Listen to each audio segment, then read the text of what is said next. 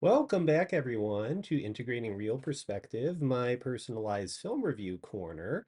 And today I am going to review the 2001 Spanish erotica drama, Sex and Lucia.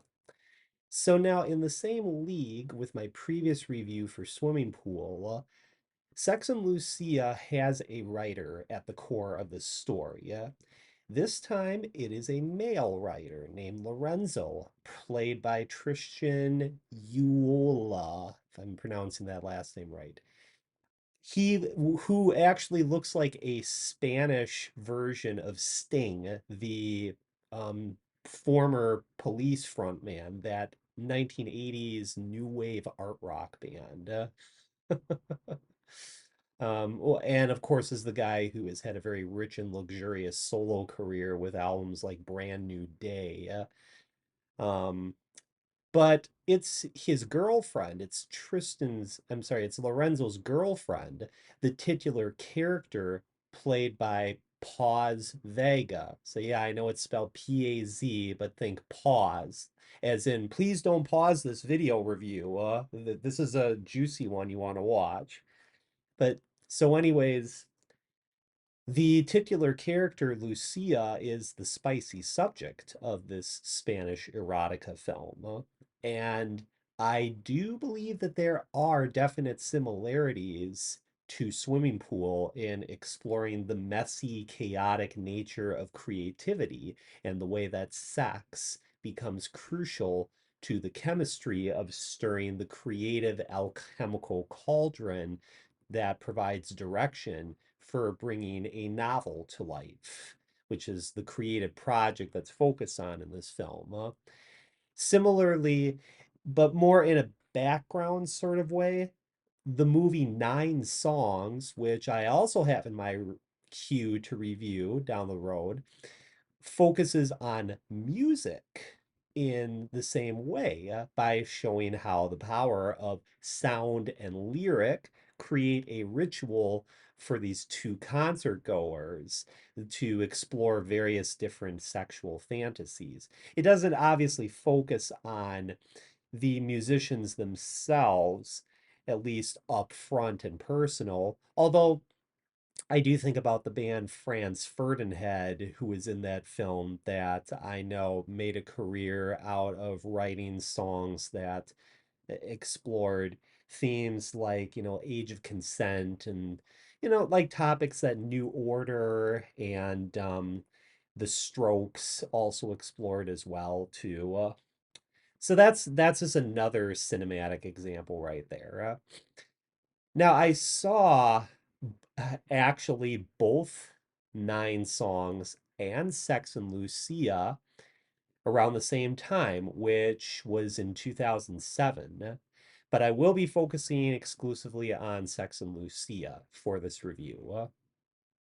So, as I said, this movie ties in with Swimming Pool in so many ways that it cannot be ignored, especially the story structure itself, which is similar yet different. The structure for Sex and Lucia is cyclical, whereas like Swimming Pool was more fragmented and non-linear. So that's what I mean by similar but different, in that you have to really put as much intuition into watching this movie as you do analyzing it. And that's why this movie is, while I felt I needed to review it, it is going to be a little bit of a challenge for me to um articulate it in the spirit of the way that I watched it. So you are going to have to watch this movie because I feel that I'm going to be simplifying certain things about the story and the character dynamics and all the other elements in the story too. The movie itself starts at what appears to be the middle of the story, following that trajectory for about 10 minutes. So it starts out with Lucia talking to Lorenzo as she's at work, and she's talking to him on the phone, talking about how it's finished and everything. But then, just the way that he hangs up on her, it signals her right away that something is wrong. And so she runs back to the apartment where these two were living. She gets there, she sees a light fixture on the floor shattered into a million pieces. She goes to the window and she looks out at the night sky and the full moon. And then the film goes back in time by 6 years after that. So these time segments are labeled with specific titles. The opening is titled Lucia, and that's the one that follows after the opening credits, which feature all underwater scenes. Then the timeline from sex year from oh boy, Freudian slip. The timeline from 6 years earlier is titled Sex. I wonder if that was intentional. I wonder if Julio Medem intended that. The director of this film. Um, Now, while I did say there were similarities, there are also differences between this and the movie Swimming Pool. In this movie, Lorenzo's secret life is given more exposition than Sarah Morton's was, and operates as an autonomous story that eventually dovetails with Lucia's part, like how he had a one night stand with an anonymous woman under a full moon, underwater by the shoreline, in some private bay area. And then later, this woman named Elena, who's played by Nawi Nimri from Open Your Eyes, has a daughter who she names Luna. So that's where they're I'm going back and forth now and pointing out that here's a similarity to Swimming Pool too, which is the symbolism of the moon. Though the symbolism in this movie is also more explicit. It's got a recurring presence throughout the film that's more obvious. Like Lucia early on in the film constantly looks up at the moon multiple times as if the moon, takes her under some great spell that takes her back in time to some memory where some great romantic event happened to her. Now, as I said, too, the movie itself is very, very cyclical rather than linear. There are, in fact, to use a term from Fellini, the term volta occurs, where basically every abrupt change in the story is a new middle after a point of tension causes the story to start over again. So this new middle leads down a different track in the junction towards a different ending. There's really no fixed origin story for any of these characters because the past just seems to alter continuously with some similar threads. And at times you experience Lucia's narrative, other times you experience Lorenzo's narrative. Um, and even though Lucia is in the title of the film, she isn't entirely the main character here. She isn't really the central gravitational point of this film. Now, before Lucia's initial encounter with Lorenzo, um, which is again takes place at an earlier part of the story in the film, we see her swimming nude along the coast of Fuerteventura, talking to herself about starting over and wanting to be alone, looking after her own needs. She swears off relationships. She even has to leave an outdoor cafe without ordering anything after she sees this couple laughing and enjoying each other's company, because she starts crying in front of the waiter, because unable to bear the sight of such a happy couple. So I've actually had to go to screenmusings.com to track at least some of the story sequence that follows this, because it's easier to review this film in terms of referencing the images of this film rather than words. So when Lucia is storming along the beach after leaving the cafe, she arrives at this lighthouse. And there is when I, the viewer, am transported to the scene where Lorenzo and Elena meet. So now this is where we get Lorenzo's story here. So so during the scene where they're meeting, they are having a one night stand, and Elena is bouncing on his penis while the two are submerged under the water. And then when they surface and the full moon is shown in view, Elena makes a remark about, how this was the best fuck of her life. And then they each take turns guessing at what kind of work they do. She reveals that she's a cook and a paella expert from Valencia, while he reveals that he's from Madrid, but doesn't really say any more than that, not even his name. Only that it's better and less complicated. Yep, the secret life of a writer. Sometime later, then, it's revealed that Elena is pregnant, and she's on the phone trying to get a hold of a man who I guess at this point is her present boyfriend and not Lorenzo.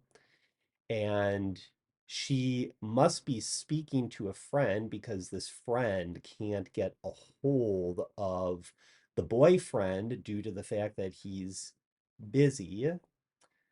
Elena hangs up and begins to, out of out of tension and frustration, lies back on her bed and starts masturbating to ease the tension. Yes, you are going to experience a lot of explicit, unfiltered, unsimulated, uncensored sex scenes and self-pleasuring scenes in this movie. So this is the type of stuff that I like to watch because it is integral to the story. It is wrapped within the story, especially when you learn about the characters' motivations and what leads them to, um, you know, having sex. What brings these people, certain people together into relationship, which then eventually leads to sex, which, becomes an integral part of shaping the lives of these characters. So you have to understand that this is not porn. This is erotica, and there is a difference. So anyhow, after Elena is masturbating on the bed, she's back on the phone again, this time saying that since the baby does not belong to this man that she's presently with, she now has to leave for Madrid to look for the child's father, which is Lorenzo. But she doesn't realize this. Well, no, she does, but she's now just learning about this mystery man and having to now find out everything there is to know about this man's whereabouts so that she can meet him. Now, jumping back to Lucia's timeline, um, So Lorenzo and his editor friend Pepe are at this restaurant cafe talking about his new book. And Lucia is sitting in the corner. I'm guessing that this is where she works too, and she's probably on break. But as in the case of this film's universe, the editor is coaxing Lorenzo to put lots of sex in his book, saying that it would sell better. So then, as Lorenzo is going to the vending machine to get a pack of cigarettes, Lucia starts flirting with him and asking if he could get her a smoke. And then she starts talking about his book and how she's a huge admirer of his writing and could not put the book down after reading it multiple times. She just couldn't put the book down. And then she playfully confesses that she's a stalker who knows where he lives. No, no, no. This isn't because she's some obsessive nut with serial killer tendencies, but not some, fanatical fangirl. But it's because it's something that she just loves to do. She's a people watcher, much in the same way as Audrey Tauto's character is from that French movie Amelie, which came out the same year as Sex and Lucia. Lucia just has a hungry curiosity because of her job as a waitress, and Amelie was also a waitress too. While I think, I mean, now I think some of you viewers watching this review can relate to this because I'm sure, especially, the male viewers watching this review have met female waitresses who reveal this rich inner life of theirs to certain men that they like. And who knows? I mean, some men have managed to get lucky and ride off with their future waitress bride on a motorcycle in the desert of Sedona, Arizona to get married. But Lucia also talks about her boss and how her boss had proposed to have her live with him and that, while he's a good cook, she doesn't really have the same feelings towards him as she does Lorenzo. Lorenzo is actually flattered more than anything. He's not freaked out. He's not taken aback in any awkward way. If anything, she's um, you know, tease, you know, teasing him and tempting him to take her back home with him. And so that's what he ends up doing is he takes Lucia out to a club where they go dancing and they get a little drunk, um, you know, a little bit intoxicated before bringing her home to his apartment. Now, this is when he starts taking off her clothes, and she's like telling him, yes, yes, use my body, Lorenzo. Use it any way you like. I am yours. And before you know it, she's lying nude on the bed. They don't have sex at this point, though. They just sleep together. So then when she wakes up the next morning, oh, you know what? I think they did, but it all happened off screen because when she wakes up the next morning, she pulls the covers back to see if he's still hard. Um, then she gets up to start looking around Lorenzo's apartment. She checks out his computer, which is where he does all of his writing, grabs a glass of water, and then checks out the shower and decides to use his shower And this would be the first time that she sings this signature song, which becomes a recurring motif throughout the movie. And it doesn't really have a title to it per se. It's just that she sings the line "Ray of Sunshine" a lot. No, I don't think this. I mean, this has nothing to do with the Natasha Bedingfield song used in Easy A. According to Julio Medem, the original title of the movie was going to be called Lucia, the Ray of Sunshine, which is, I guess, the title of the song that sings at a few key moments in the film. But details about who wrote the song are also very blurry.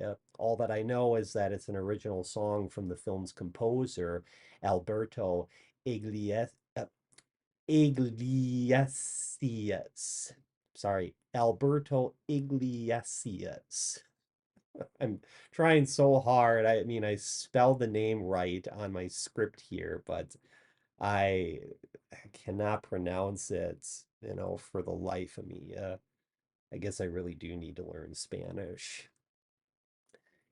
And then Lucia wakes up Lorenzo finally, and begins giving him a slow and sensuous hand job, which, yes, you do see that. You do see his erect cock in her hand as she's masturbating him, which, yeah, it is uncensored and unsimulated. This is the reason why I have the uncensored version of the film on DVD, which I had to purchase for, well, $25. Yes, there is an R-rated version of this film on Tubi TV, but come on. Why bother watching a watered down, safer version of this film?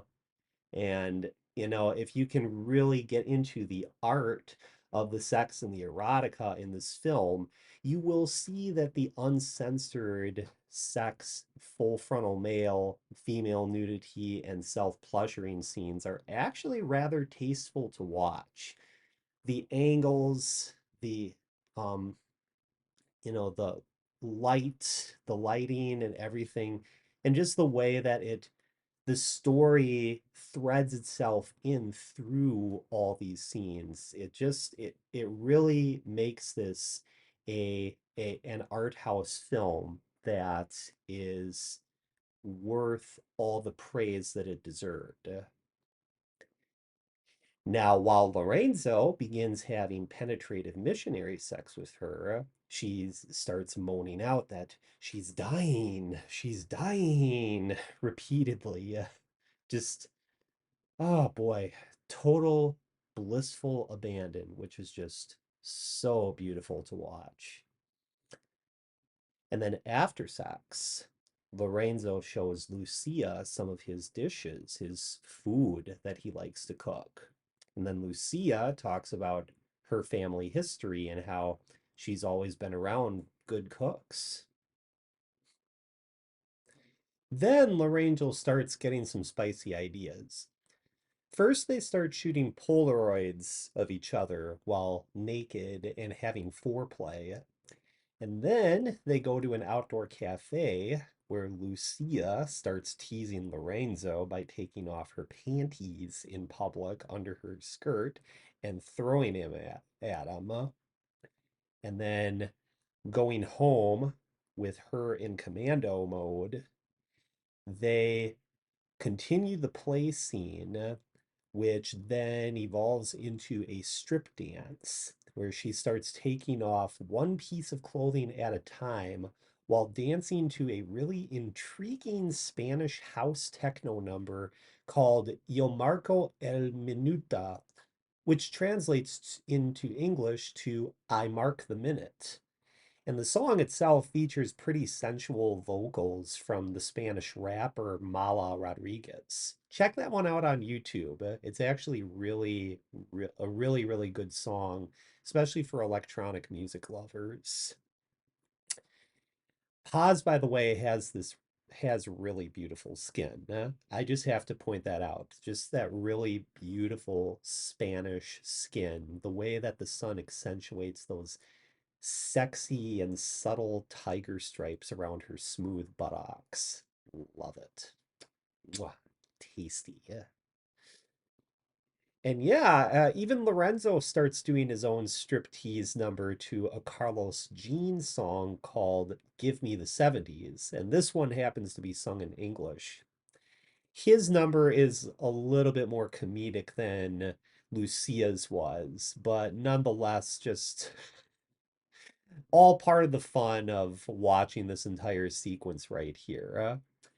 And then this follows by some light bondage play involving a blindfold where each has to taste which part of the body the other is allowing the other to touch with their tongues.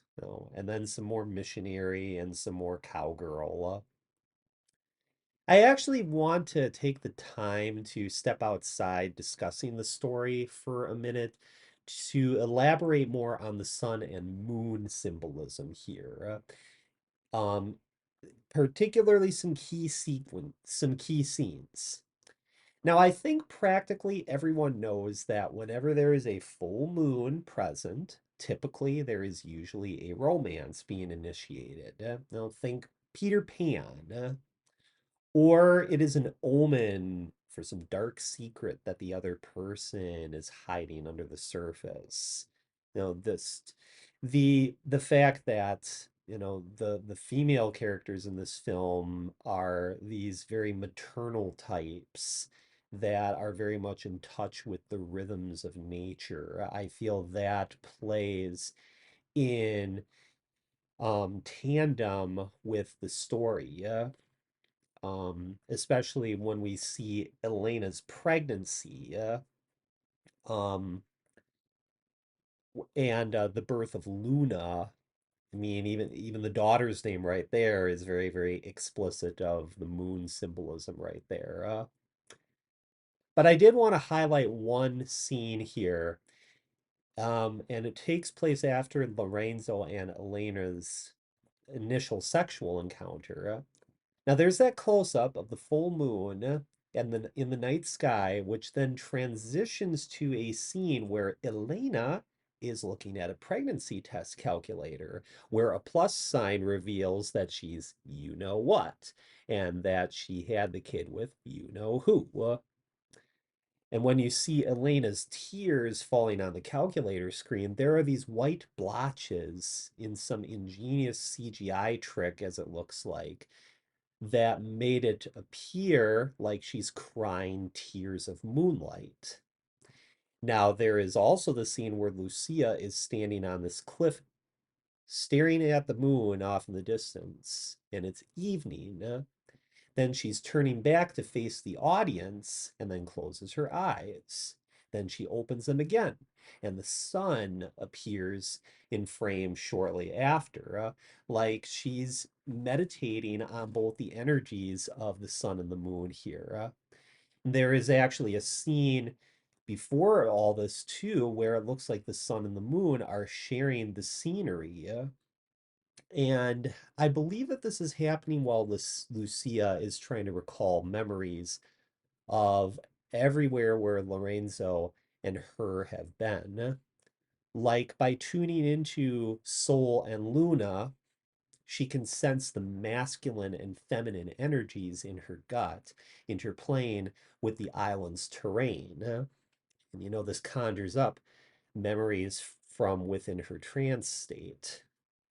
If the sun symbolizes memory here, I'm sorry, if the moon symbolizes memory here, then the sun symbolizes creativity and all the moments that the two lovers made together that form, the paint and the canvas and the framework of their own story. Yeah.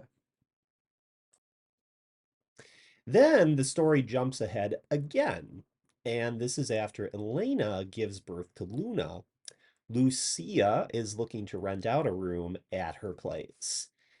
And this is where we meet Carlos, a big burly dude who Elena just met and is her new lover at the moment. And someone who she comments very bluntly on how he has the biggest cock ever. And it's shown rather unashamedly later on when he's mud tanning on the beach and he attempts to seduce Lucia while she's single. Get the unrated version of that movie if you want to see the whole thing. Um, on a more candid, if you want to see the whole scene, on a more candid note regarding Carlos, though, he has a conversation with Lucia about how the island is technically a lid with no rock formation to attach it to the ocean floor, which I found to be very interesting. How the island just kind of floats untethered and ungrounded. It goes a long way to explain the interesting geological formations, such as the hole, which goes down and ends at some secret opening at the end of that passageway where Carlos likes to enter the ocean on his diving expeditions. And frequently you're going to see dream sequences, actual dream sequences, where there's a sinkhole that opens up on a sandy beach, and um I'll actually get to that in a little bit. I'll elaborate more on one of those particular dream sequences in a little bit.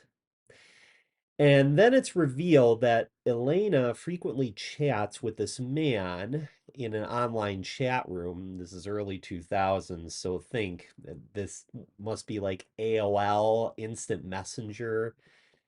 And the mystery man that Elena is talking to is, in fact, Lorenzo, except that he has a username which he uses as an alias. Oh, yes, the nostalgia is really coming on. I'm getting the feels now, boy, when the internet was young. She even asks Lucia if she would like to be introduced to him and ends up using her name in the chat, oblivious to the fact that this is the same Lucia that who left Lorenzo. Lorenzo himself does not know that this is Lucia, that this is just another character that he's using in his book. You start to see how the mutual heartbreak and sorrow that these two ladies share. Since they both had a relationship with this man at different times through the story.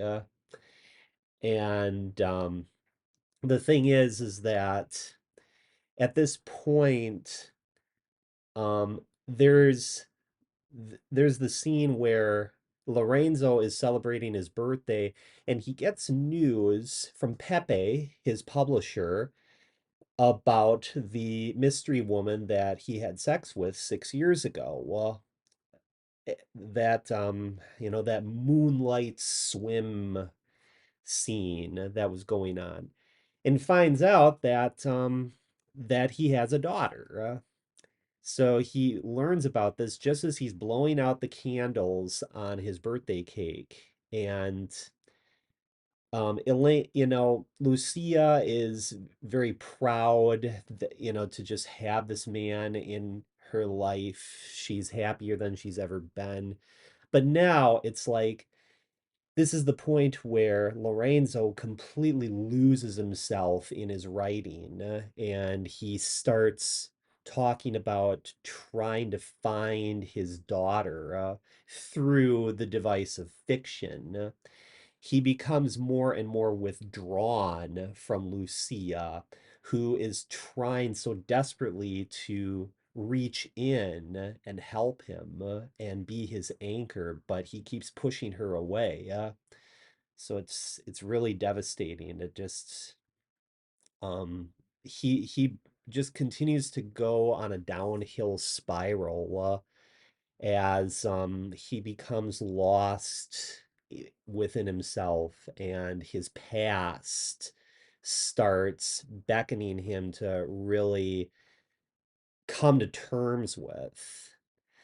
I'll get more into that later on, though, but I just, wanted to fill in the background more as to how Lucia got to this point where she's now friends with Elena. Now we really need to talk about Belin, Elena Anaya's character. Oh, yeah. This girl, this actress, has quite the resume. And if you don't know this name by now, you've likely seen her in Van Helsing with Hugh Jackman and the 2017 Wonder Woman movie. Yeah, the Gal Gadot movie. Only the first one, though. She's incredible, though. She's a great actress. I love her. And here she is the nanny of Luna, who also has a dark, seductive side to her due to the fact that her mom is a former porn star in this movie. So now, at this point, Lorenzo is trying to look for his daughter, unbeknownst to him that this little blonde girl, Luna, is right in front of him at the playground. He starts talking to this little girl and even does some role playing where, he asks, because she doesn't know who her dad is, he asks, would you like me to be your dad? In this case, he'd be the soul to her Luna. So again, you see the sun moon astrological interplay going on here. You even have the Ouroboros at play here. The snake that's constantly eating its tail between Lorenzo and Belin, who, gradually falls into her vortex. And interestingly, the actress Elena Anaya is an actress whose birthday is under the sign of Cancer. And so, like I said, she becomes like this Ouroboros who, catches him in this circle of seduction and carnal desire, especially when she begins seducing him. First, by lending out a VHS of her mom in one of her Vixen videos, and then later in her bedroom at night under a full moon while Luna is sleeping in the room across the way. Wow, that's pretty naughty. Now, Baylin is doing a little bit of her own role playing here as well. She asks Luna if it would be okay if Lorenzo played her boyfriend. And remember, this is just all play. And so, yeah, so she's asking Luna, and Luna's all like, yeah, sure. I mean, she's a kid. It's all a game to her. She's has no reservations or suspicions. This is all because Baylin wants to get away from getting off on her mom's porn and to get a proper boyfriend. Well, I mean, there's more to it than that, but understanding the Spanish dialogue and following the subtitles while watching the images makes my head hurt after a while.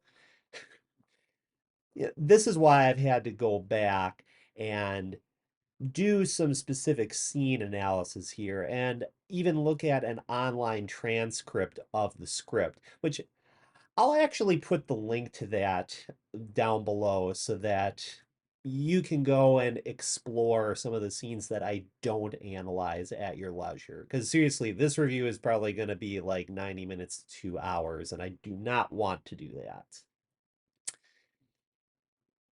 Baylin now also reveals that Luna's mom is Elena when Lorenzo asks. This comes up when Baylin mentions that the mom is going to be out for the night and suggests that maybe Lorenzo would like to meet her. But Lorenzo says that he prefer it to be just Belin, Luna, and him alone. So then that night, over dinner, the role playing continues. Luna is sitting in the middle of the two as she is just looking back and forth, just taking in all the impressions that are going on between these two. And then the two reach out and caress each other's arms. And that's definitely an Ouroboros symbol right there, as well as like the gaze, that very, very deep gaze that Baylin has, just looking deeply into Lorenzo's eyes. It's like she's got the serpent's power, working through her eyes right there.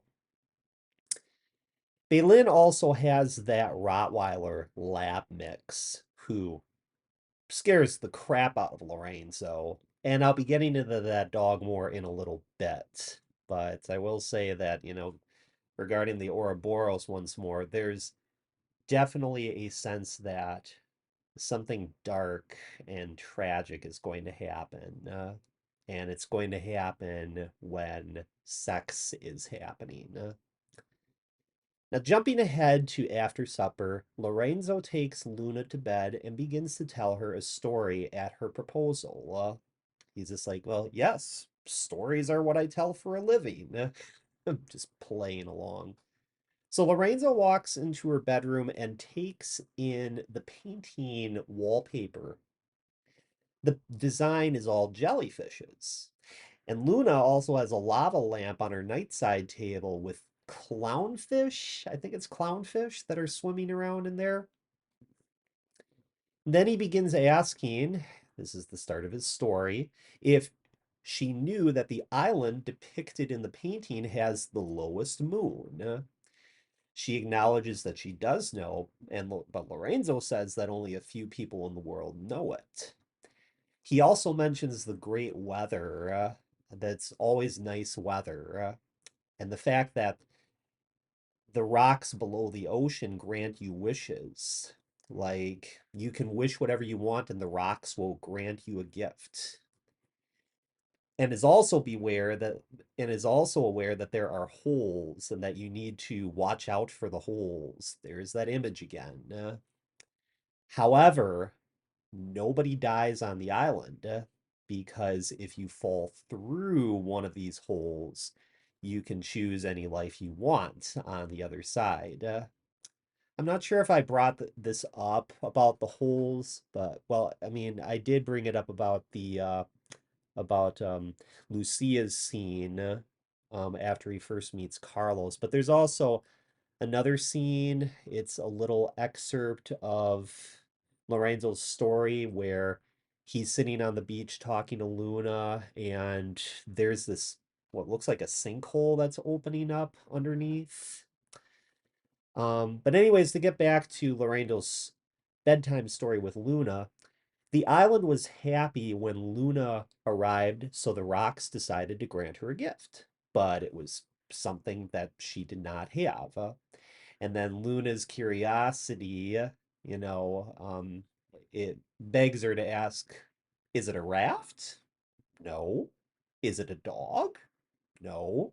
It's something much bigger than that, and something that, this little girl did not have.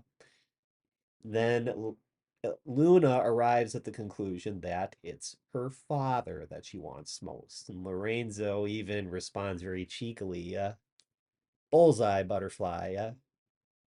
The riddles, of course, continue throughout Lorenzo's story as Luna is now looking everywhere for him while keeping watch at night by her window, and that she uses her imagination to manifest him into reality.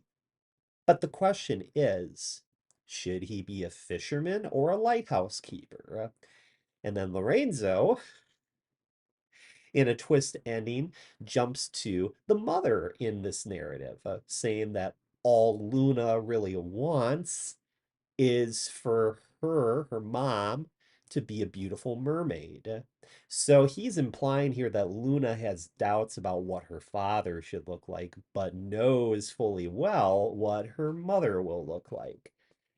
interesting twist ending to a story that eventually sends Luna to sleep, a very deep, peaceful sleep.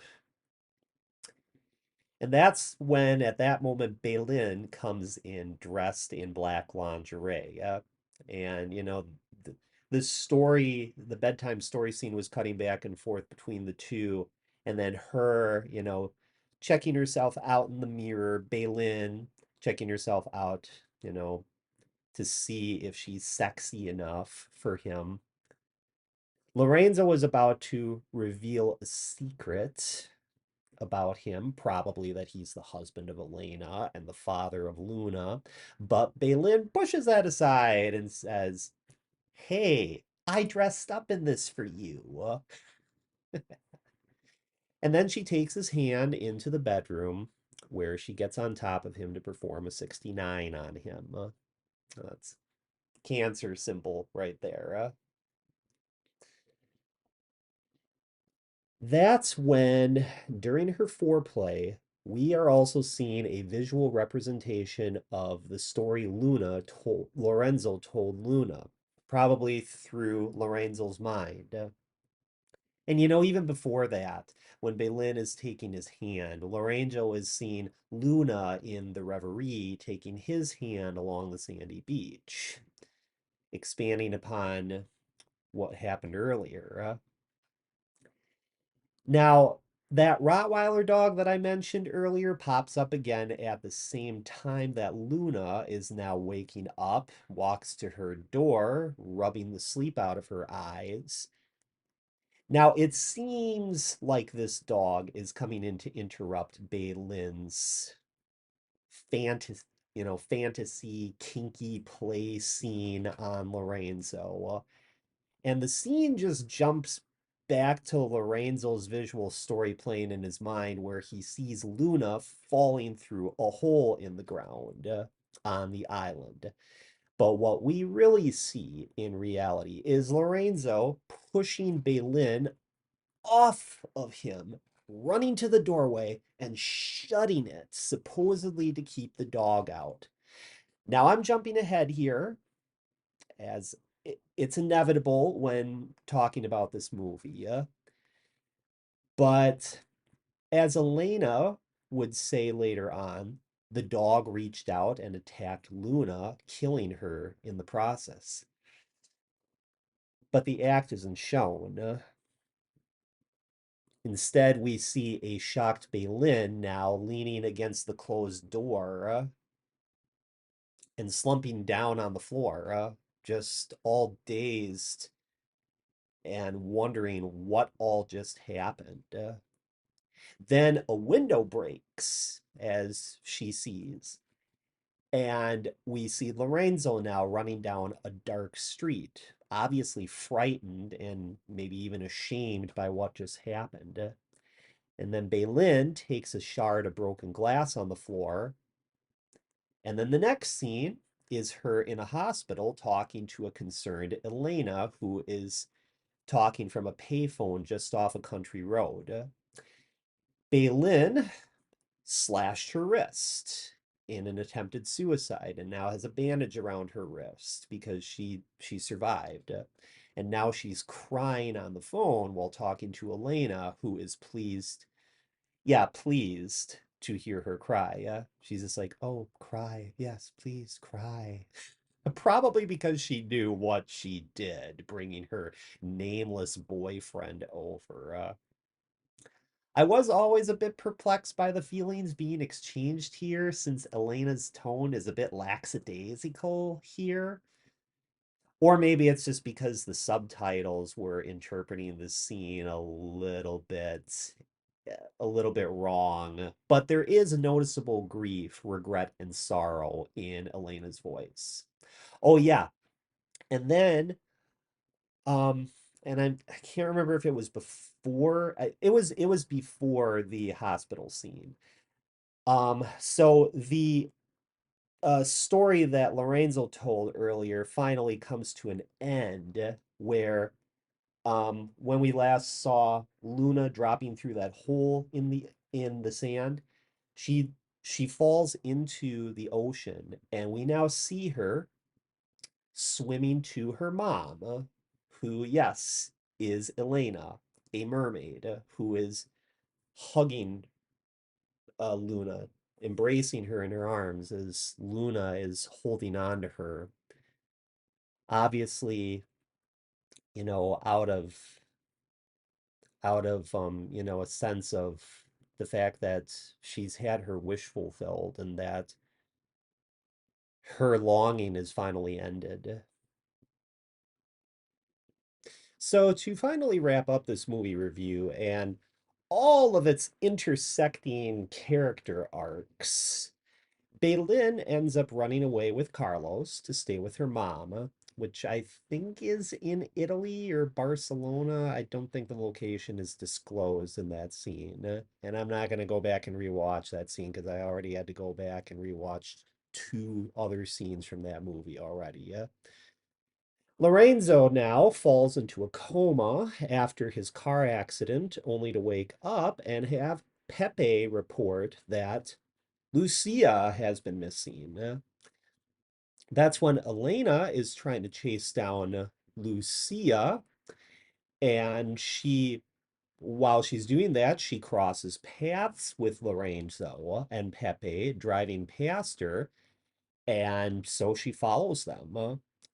Lucia, meanwhile, is chasing down Carlos and manages to who Carlos manages to escape through that hole in the island by the lighthouse and dives away. Elena and Lorenzo finally reconnect, and she begins to hug him and cry on his shoulder.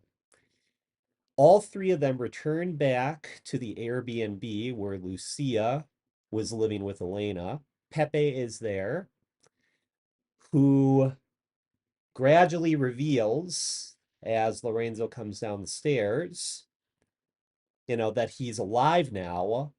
Lucia is then reunited with him, and there's that one of two occurrences in the film where like the camera tilts and sways to embody the feeling of that tide sweeping her in as if she's finally returned home, as if Lorenzo is her lighthouse keeper, who she's finally found again. Then the camera slowly moves in on the picture of Luna on the wall and then transitions, well, more like detours, to an ending where Elena is watching Luna on the playground with her friends, while Lorenzo is standing up on the third floor of this apartment complex, holding Lucia in his arms. And then the two look out the window to the scene below with Elena and Luna. The camera then pans up over the rooftop as that Ray of Sunshine song is being sung again.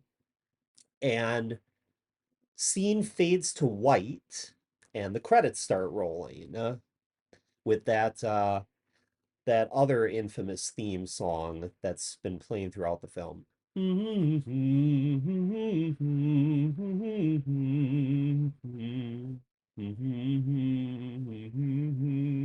Okay, and the end. Man, this movie was a massive undertaking to review, but there's still so much good stuff to cover, and I wanted to keep this at least within an hour long format. But there is one last thing I wanted to highlight, and I'm providing pictures which I had to specifically take from my phone because I could not find them anywhere on Google or DuckDuckGo. But it's a scene where Lucia is looking at a calendar to figure out Lorenzo's birthday. And I had to take notice of the picture of the ocean and the full moon. And the scenes, where Lucia kind of just sways back and forth, whenever she either thinks of Lorenzo or when she sees or Lorenzo at the end of the film, when she gets reunited with him after she thought that he had been dead all this time. The close-up of the dates on the calendar with the moon phases are marked out for the month as well. Now, I couldn't find the scene in the DVD menu, but I do know that Lucia asks Elena what Lorenzo's birthday is and finds out that it's May 27th, which makes him a Gemini. Now, what I could also surmise too from that was that since the calendar was for the year 2000, that puts his birthday 4 days after the full moon in Scorpio as well. Now, I'm going to connect those two astrological signs right there to that scene where Lucia is reading a portion of Lorenzo's book. She just sneaks onto his computer and comes across a part where Lorenzo is sitting on the beach talking to Luna while she's making a sandhill. Now he's talking about what happens when the sun and the moon discover their secrets. There's the full moon in Scorpio right there. And then goes on to explain that the tide sinks lower and lower, and he makes a swooshing sound to create an auditory equivalent of what that would be. Yeah. Then goes on to say that it would be like mountains caving in, which would obviously have to be a metaphor for the emotional intensity of Scorpio right there as a result of that secret being let out. And that also happens to be at that moment where Luna looks down and sees a sinkhole starting, and her eyes start going wide with surprise. Now, Lorenzo's mannerisms are very, very Gemini in their expression. He, I mean, does of course, you know, use the element of trickery and deception in his writing to find his way around between these relationships with all these women, with Lucia, with Elena, and with Belen. So, definitely a very polyamorous personality right there. Now, off scene in the book, going back to Lucia reading the excerpt of his book on his computer, Lorenzo contemplates how it would even be possible for him to be a father, especially since Luna doesn't know that it was him all along that was his father. He has doubts on being a father and being able to handle the responsibility of it. But this all touches Lucia very deeply because she now knows that he had a secret life, but he was using his Gemini misdirection and deception to cover up that fact through, his use of words, which is why he's a writer. And of course, that full moon in Scorpio, I think, also has an impact on that depth of emotion and keeping secrets. It is something that I really want to look more into if I could make this review longer, but obviously I don't want to venture into Last Night in Soho territory and make this 2.5 hours long. But um if you want to talk more about this, the astrological influences in this movie, do feel free to leave comments in this video. Below this video, because I want to talk more with you guys on what you think. I mean, where this movie goes with all those astrological influences right there. Um, I will say though that the fact that Lorenzo questions whether he has what it takes to be a father goes into explaining the secret at the end of the film, that a polyamorous relationship is the way to go. he still gets to keep Lucia, but, as a lover, but still be a husband and a father to Elena and Luna. But this is just speculation, and the whole film denies any absolute on whether this is happening in the world, the real world, the on location where this film was made, or if this is all just a fantasy happening in Lorenzo's mind on screen, and it's being projected onto the screen for us viewers to take in. It could be both. You, the viewer, just have to decide for yourself which it is, reality or fantasy, or both. But that's my archaeological dig of a review for Sex and Lucia. You can, of course, understand now why I chose this somewhat confusing and maybe even slightly controversial film. Every time that I've promoted my mission on my YouTube channel, at the end of every movie review I've done, where I talk about how the movies I review are to help um, build a support system of followers to help me pursue an education to ISTA in Arizona, ISTA, that's ISTA, International School Temple of the Arts. And it explains why I post the links for the school below, because films like Sex and Lucia and Swimming Pool and Red Rocket point the way to a future where Tantra is the new wave of spiritual awakening. This movie enables people to explore polyamory. It enables the freedom to tap into your inner fountain of creativity and write your own story or your own song or your own movie script with all the sexual freedom, wrapped around it or within it that your soul desires.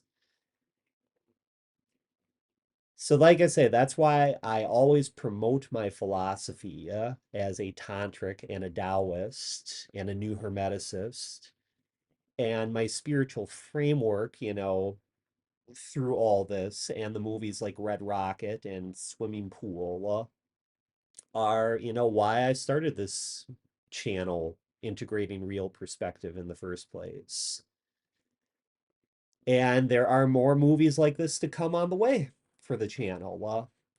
I will actually give you a little teaser for the next review. It is actually going to be a double movie feature. I'm not going to tell you which titles I'm covering. I will say that it will still be less than 45 minutes. I will try to make it that running time. I won't, labor you too much with an hour-long movie review for this next one, for the double movie review I'm going to do next. But at least one of those movies I know um, is definitely more mainstream than the last two movies that I reviewed, which includes this one. So I think you'll like it. And it was actually one of those movie reviews was partially inspired by Halloween because I know Halloween was a few weeks ago, but it was a movie and is still a movie that I watch as kind of a ritual for Halloween for the last 2 years now. Okay, well, so thank you as always, and I appreciate your time to watch this movie review for Sex and Lucia. Don't forget, shout out to these boys here, boys and girls. Check out Mega Media Exchange. You will find lots of really great deals there on Blu-rays, CDs, and DVDs for as less as 75, even 74 cents. And they're located in Brookfield. That's the one that I usually go to the most. There's also one in Greenfield as well. And I think there's still one in downtown Milwaukee. But Yeah, so for now, ciao. See you on the flip side of the reel.